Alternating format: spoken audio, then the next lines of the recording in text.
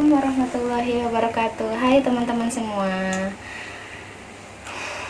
Sebenarnya hari ini tuh aku pengen beberes aja. Kenapa saya? Aduh, maaf ya, anak aku lagi rewel, dia pengen bobo kayaknya. Ya, bobo dulu. Baksonya taruh dulu dong. Masa sambil makan bakso?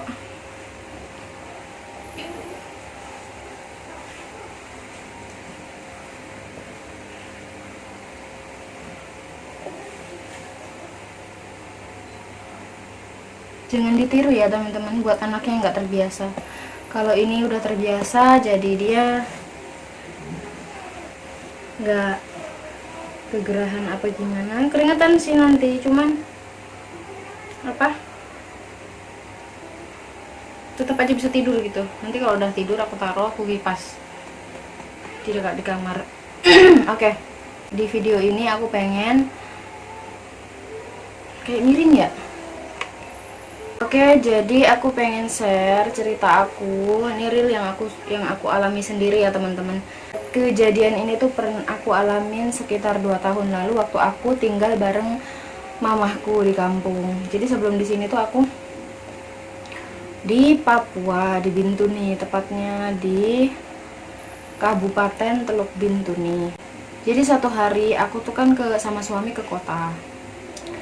Aku tinggal di desanya. Nah, jarak dari rumah ke kota itu 1 jam, jadi bolak-balik itu 2 jam. Biasanya aku sama suami itu kalau belanja yang kayak pampers, susu buat kebutuhan anak-anak aku kayak baby oil gitu-gitu tuh nggak lengkap kalau di kampung. Pokoknya yang jarang dicari orang gitu tuh ada sih toko bayi, cuman agak mahal gitu ya. Kalau kita pengen yang murah ya kita jalan sendiri ke kota gitu.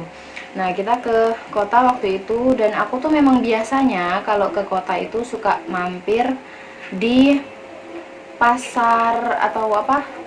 Bukan, masjid dekat pasar. Aku suka istirahat di situ, suka ya sekalian numpang sholat, kadang juga kalau ngantuk numpang tidur gitu ya. Nah, suatu hari aku itu ke situ sama suami sama anak-anak. Biasanya emang kalau belanja tuh suamiku yang lebih banyak kesana kemari gitu. Aku datang paling cuman belanja 1-2 barang, terus ke masjid itu istirahat. Nah, sudah selesai, aku tuh kan main HP di situ ya, karena suami lanjut belanja, aku di situ. Aku di masjid itu ya, aku jagain anak-anak, aku main, aku nyantai gitu, adem aja sih. Dari ikut ke kota tapi nggak jalan-jalan ya, suka banget cuma nongkrong aja di situ. Nah, habis itu aku tuh main HP. Nah, terus suami aku pas dateng asar ya kayaknya waktu itu. Asar gini suamiku udah dateng, terus kita ngobrol sebentar, nggak sampai asar deh kayaknya itu kita udah pulang gitu. Nah, sepanjang perjalanan pulang itu ya Allah, rasanya tuh gelisah yang nggak tahu kenapa teman-teman. Aku tuh gelisah, rasanya nggak nyaman, kayak di hati tuh kayak ada yang aku mikir. Biasanya kan aku udah tahu ya diri aku sendiri ya, kalau misalnya kayak gitu biasanya ada yang tertinggal gitu.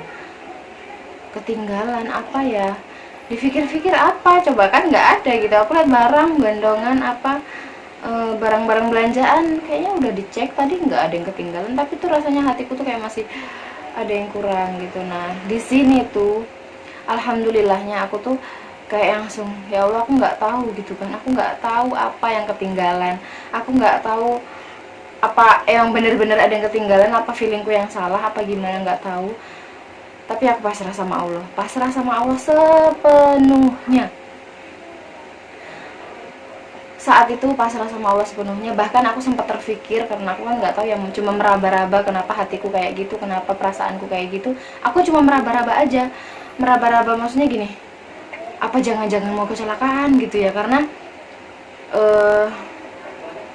kok apa di situ kan lagi nggak gerimis juga sih, tapi lagi apa, cuacanya itu nggak baik aja gitu, mendung gitu kan, mendung terus pokoknya nggak ini.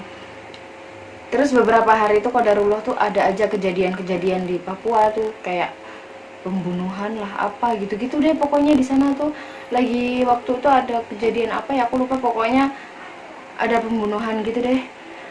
Ini aku tuh kayak pikiranku langsung apa mau diapain gitu ya, di jalan dibegal apa, ya Allah, pokoknya pikiranku tuh enggak ini. Tapi namanya kita berpikiran seperti itu kan jangan dilafazkan ya. Nanti kalau ada jin yang iseng kemudian dia mencelakai kita karena mengganggu kita karena ucapan kita tadi. Makanya kalau kerasa kayak gitu-gitu atau mimpi buruk, ahsan atau lebih baik teman-teman tuh keep sendiri, jangan dikeluarin, jangan sampaikan kemana, jangan doa aja, kan ada hadisnya juga tuh ya. Nah, nanti aku sertain deh. Pokoknya kalau kita bermimpi buruk tidak perlu diceritakan ke siapa-siapa, cukup berlindung pada Allah, nanti itu nggak akan terjadi. Karena ketika kita menceritakan, mungkin ya hikmahnya, ketika kita menceritakan ke orang lain atau ke siapapun itu, kita nggak tahu di sekitar kita tuh ada makhluk tak kasat mata yang mungkin aja iseng akan merealisasikan mimpi tersebut gitu. Nah, jadi langkah kita ya sebaiknya kalau kita mimpi buruk seperti adabnya yang Rasulullah ajarkan, ta'awud dan berludah ke kiri 3 kali. Nah, jadi ngomong ke mimpi ya teman-teman. Nah, terus di saat perasaanku seperti itu, akhirnya aku tuh zikir aja sepenuhnya pasrah sama Allah. Ya Allah, aku nggak tahu apa yang akan terjadi nanti di perjalanan ini, atau ada mungkin barang-barang yang tertinggal atau apa. Hamba pasrah kepadamu sepenuhnya. Terus panjang perjalanan itu aku zikir la haula wala quwata illa billah, nggak pernah putus, sama istighfar ya, aku campur-campur lah pokoknya, astagfirullahaladzim, subhanallah, alhamdulillah, wala ilaha illallah, Allahu akbar lah semuanya ya. Apa aja gitu, pokoknya semuanya aku ini. Tapi lebih banyak la haula wala quwata illa billah ya, tidak ada kekuatan kecuali kekuatan Allah. Akhirnya di situ benar-benar kayak ketika kita memasrahkan sepenuhnya sama Allah itu kayak udah andem aja gitu. Tapi tetap nggak menipu, nggak bohong bahwa perasaan gelisah tadi masih ada. Perasaan gelisah tadi masih ada. Akhirnya singkat cerita sudah sampai di rumah. Alhamdulillah kita semua aman, selamat, nggak ada yang maksudnya kayak yang tak khawatirkan, yang aku khawatirkan tadi jatuh apa segala macam tuh nggak ada, alhamdulillah. Nah, tapi waktu bongkar barang, aku tuh mau ngitung belanjaan gitu, mau ngitung belanjaan, dan HP ku nggak ada. Dan itu HP baru beli beberapa minggu yang lalu. Gimana rasanya, shocknya hatiku. Ingat bahwa tadi tuh siapa sih yang terakhir pegang gitu kan. Seingat aku tuh tadi aku kasih ke suami gitu kan, terus aku nggak tahu apa-apa, terus suamiku katanya, oh enggak, udah dikasihkan lagi. Terus aku ingat-ingat, kayaknya iya juga ya, udah dikasihkan, terus taruh mana gitu kan. Aduh, di mana dong, ya Allah, baru beli. Ya kalau Raffi Ahmad sih kayaknya nggak mikir ya, tinggal aja beli lagi kan, ATM-nya tebel. Nah kalau kita masih mikir-mikir lagi kan, sayang juga. Aduh, meskipun kalau ada duitnya ya, karena ATM-nya tipis gitu kan, jadinya sayang aja. Nah, akhirnya aku tuh bongkar semua tas. Aku nggak percaya kalau itu nggak ada. Kemana siapa tahu nyelip kan. Bener-bener yang tas terkecil pun aku bongkar, aku buka. Bahkan nggak mungkin kalau HP itu masuk ke dalam situ. Saking, masa sih gitu kan. Saking gimana nya tuh.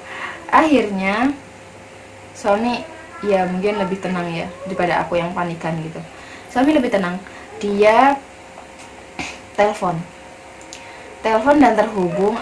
Alhamdulillahnya itu tuh HP disimpan sama marbot atau yang jaga masjid di situ, yang tukang azan juga sih kayaknya dia di situ. Nah, padahal ya waktu aku tinggal itu masjid emang lumayan agak sepi, tapi adalah orang di situ. Nah, terus itu tuh masjid yang ada TPA-nya. Anak-anak itu setahu aku pagi ada jamnya, siang juga agak menuju sore gitu ya, asar juga ada jamnya, ada jam belajar di situ. Mereka tuh kayak ngaji, belajar juga kayaknya, menghafal apa ya. Pokoknya jarang yang sepi banget gitu loh, itu masjid pasti ada orang.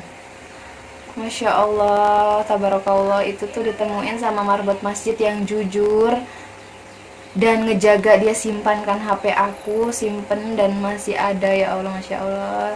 Semoga beliau panjang umur dan Allah luaskan rezekinya. Aku jadi lega gitu. Ya Allah, yang tadi aku merasa oh ternyata bener kan feeling aku, dan alhamdulillah mungkin dengan wasilah aku pasrah dan berzikir, Allah jaga HP ku gitu. Aku ngerasa mungkin buat teman-teman alah kebetulan aja kali, terserah yang berspekulasi seperti itu, tapi yang aku rasakan ini seperti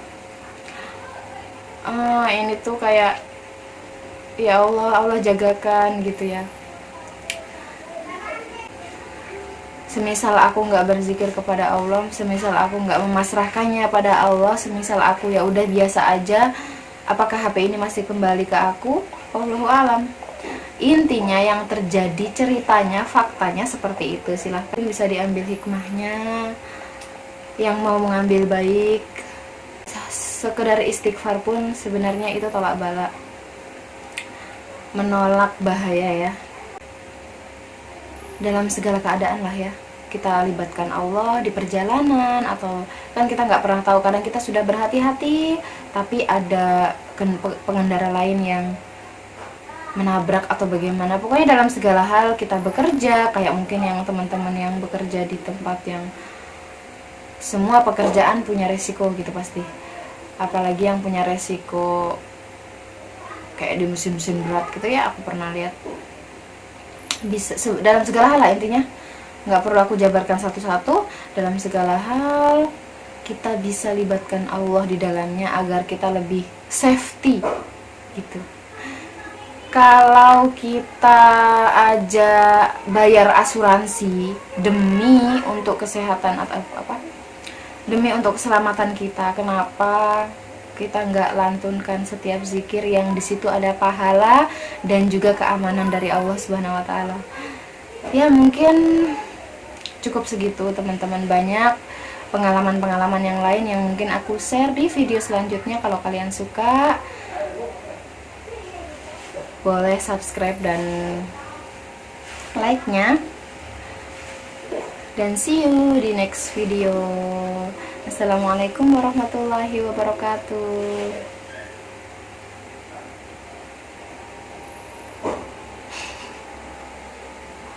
Tara, udah tidur.